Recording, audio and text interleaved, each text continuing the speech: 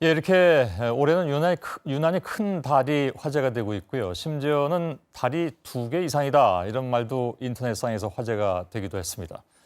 오늘 천문학자인 이태형 박사를 스튜디오에 모셨습니다. 달에 대한 궁금한 얘기 잠깐 좀 풀어보겠습니다.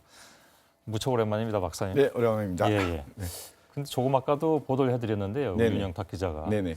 대개 보면 금년뿐만이 아니라 다른 때도 정말 그 완벽하게 보름달을 이루는 거는 그 다음 날이더군요. 추석 다음 날. 네. 그 옛날 분들이 뭐 계산을 잘못하신 건지. 이게 이제 음력 날짜가 예. 음력 1일을 기준으로 할 때 해와 달과 지구가 일직선이 되는 시간이 음력 1일이에요. 예, 예. 그때부터 따져가지고 이제 15일을 맞추는 거거든요. 예, 그러니까 예를 들어서 새벽에 일직선이 되면 예. 하루가 지났을 때 음력 2일이기 되기 그렇게 때문에 되죠. 예. 거의 15일 날 달이 둥글게 됩니다. 근데 밤 11시나 10시 이때쯤 일직선이 되면 예. 1시간 만에 음력 2일이 돼버리기 때문에 아, 그런 거군요. 16일 정도가 완벽합니다. 예, 예. 하여간 네네. 요즘은 그런 걸 하여간 많이 봤습니다. 네네네. 그 다음 날이 더 네네. 동그랗다고. 그 보는 위치에 따라서 때에 따라서 네네.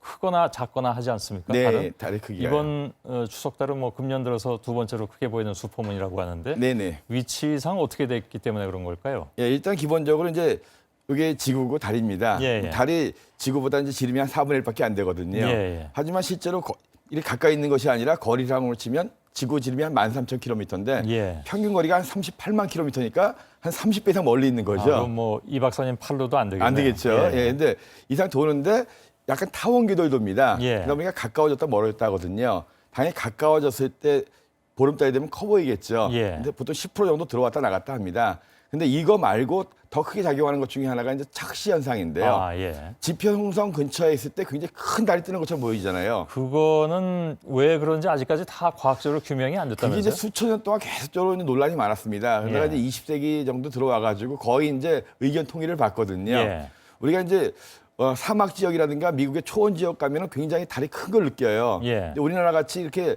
건물 많고 이런 데서는 뜨는 달을 별로 못 보기 아, 때문에 그게 비교할 데가 없기 때문에 예, 커 보이는데. 예, 예. 근데 이제 제가 그림을 좀 가져왔습니다. 예, 예. 그림을 보시면 보통 이제 우리가 하늘을 방구라고 생각을 하시잖아요. 예. 그래서 머리 위쪽이나 지평선이 똑같다고 생각을 합니다. 근데 실제로 우리가 느끼는 거는 머리 위에 새가 날아가면 굉장히 가깝다고 느끼고 예. 지평선 쪽에 새가 있으면 굉장히 멀다고 느껴요. 예. 그래서 우리가 느끼는 하늘은 방구가 아니라 이렇게 접시 모양입니다. 예. 그래서 머리 쪽이 가깝고 지평선이 멀다고 느끼거든요. 그런데 똑같은 크기의 달이 머리나 지평선 쪽에 있으면 착시가 일어나는데요. 예, 예. 이게 다음 그림 보시면 이런 그림 학교에 보셨을 거예요. 예, 봤습니다. 예, 똑같은 크기의 사각형이지만 철길 때문에 훨씬 더 커 보이죠. 아, 지금 이 두 개가 같은 같은 크기란 크기죠. 그래서 예. 보시면 같은 크기입니다. 예. 근데 이게 훨씬 크게 느껴지죠.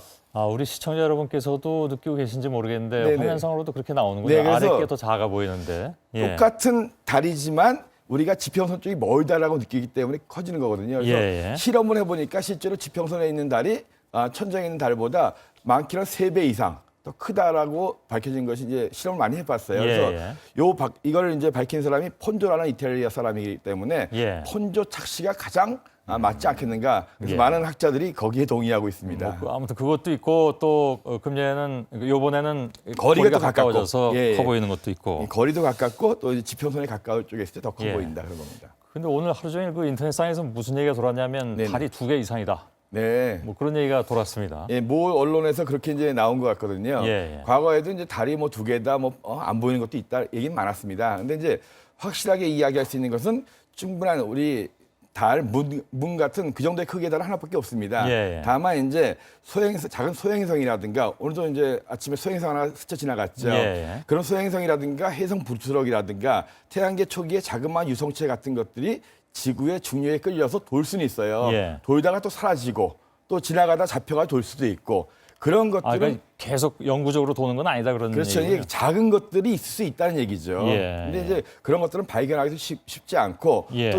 항구적으로 계속 있긴 힘들기 때문에 항구적으로 수십억 년 동안 우리가 같이 했던 동반자인 달은 우리가 알고 있는 달 하나밖에 없다. 하나밖에 없을 것이 거의 정확한 것 같습니다. 예. 네네.